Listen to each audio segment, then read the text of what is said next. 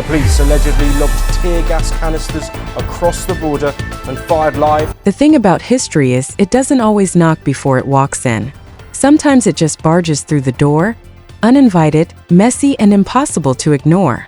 And that's exactly what happened in Tanzania this October. On the surface, it looked like every other election. Posters on dusty streets, smiling candidates waving to crowds, national flags hanging proudly behind wooden podiums. Everything appeared calm, but calm can lie. Calm can sit like a sheet covering something boiling underneath. In Dar es Salaam, you could feel that heat rising, in the conversations, in the silence, in those careful pauses before people spoke about politics. People weren't content, they were cautious. They were holding their breath. Opposition candidates were quietly disqualified. Some journalists vanished from headlines, and whenever something controversial trended, internet speeds mysteriously dropped. It was the kind of silence that governments call peace. But peace that demands silence isn't peace at all. It's pressure. And pressure always has a breaking point. When the election results were announced, the same ruling party, the same speeches about unity and progress, something cracked. It wasn't loud at first. It was like the sound of a nation taking a deep breath before a scream. The youth especially felt it the most. Generation Z, the kids who grew up online, who've seen the world change in real time, realized that change at home was still being rationed. Across Tanzania, you could almost feel a collective snap. These weren't rebels or radicals. They were ordinary young people who had simply run out of patience. They were tired of being told to wait, tired of elections that looked like choices but weren't, tired of leaders promising a brighter future while ignoring the present. And here's what people outside Africa often miss. This isn't just a Tanzanian story. It's an African one. A story of a continent that's young, restless, connected, and done waiting. Africa's median age is just 19. That means half the population is younger than the politicians running it. And these young people don't worship authority, they question it. They don't dream of leaving anymore. They dream of fixing. So when they saw another election that felt like déjà vu, they didn't shrug. They marched. They tweeted. They filmed. They occupied. Their message was simple but loud. We've waited long enough. That message spread fast. Faster than the government could control. It stopped being an election story and became something bigger, a generational awakening. Tanzania wasn't just voting anymore. It was waking up. But to understand how it all spiraled into a full-blown national uprising, you have to look at the election itself, the one that looked like democracy but felt like theater. President Samia Suluhu Hassan stood before the nation, calm, articulate, promising stability and reform. To the outside world, she looked perfect. Western diplomats nodded approvingly. International headlines called her a voice of calm in a turbulent region. But sometimes peace is just censorship wearing a smile. Behind the scenes, opposition leaders were silenced or detained. Journalists went quiet. The stage was set, the actors chosen, and the ending already written. It wasn't an election. It was a performance. And the youth saw through it. For them, it wasn't even about who won. It was about realizing that winning was no longer possible. Participation without influence isn't democracy.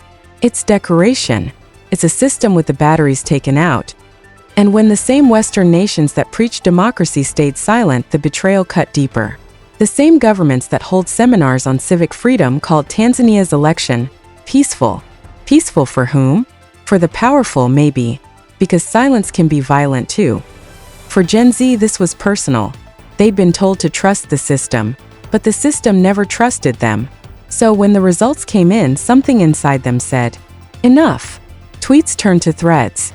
Threads turned to videos. Videos turned to marches. Disillusionment became organization. People realized they weren't alone. And once you stop feeling alone in your anger, you stop being afraid. From Dodoma to Mwanza, young people stepped out of their homes and into history. The protests began: small students, street vendors, young mothers, activists. But the energy spread like wildfire. They weren't asking for permission anymore. They were declaring reality. They organized through group chats, hashtags, and whispers. No official leaders. Just trust, timing, and truth. The government didn't know who to blame. There was no single face to arrest. This wasn't about politics, it was about identity. Their slogans were simple: we want truth. We want justice. They weren't protesting against Tanzania. They were protesting for it. For the dream that Julius Nyerere once imagined, a free, united, self-respecting nation. And then came the government's response, fear disguised as order. Soldiers flooded the streets. Curfews were announced. Tear gas filled the air. Rubber bullets flew. Officials called it maintaining peace. But how can you restore peace with fear? Still, the people didn't back down. If anything, every gunshot only fueled their courage. Mothers stood beside their sons. Elders held hands with the youth. It wasn't just a youth movement anymore, it was a national conscience. Social media filled with desperate warnings. Stay inside. They're shooting near the stadium. Avoid the airport road. Yet, people came anyway. Once you've risked everything to be heard, silence feels like surrender. And then came the turning point, Julius Nyerere International Airport. Airports are supposed to represent freedom, movement, escape. But when chaos erupted in Dar es Salaam, the airport became the opposite. Flights were grounded. Cars burned. Crowds surged through terminals. The air was thick with smoke and chants of hockey. Hockey. Justice. The symbolism was powerful. The airport named after the man who fought for freedom now became a symbol of rebellion. Protesters blocked runways, not out of destruction but defiance.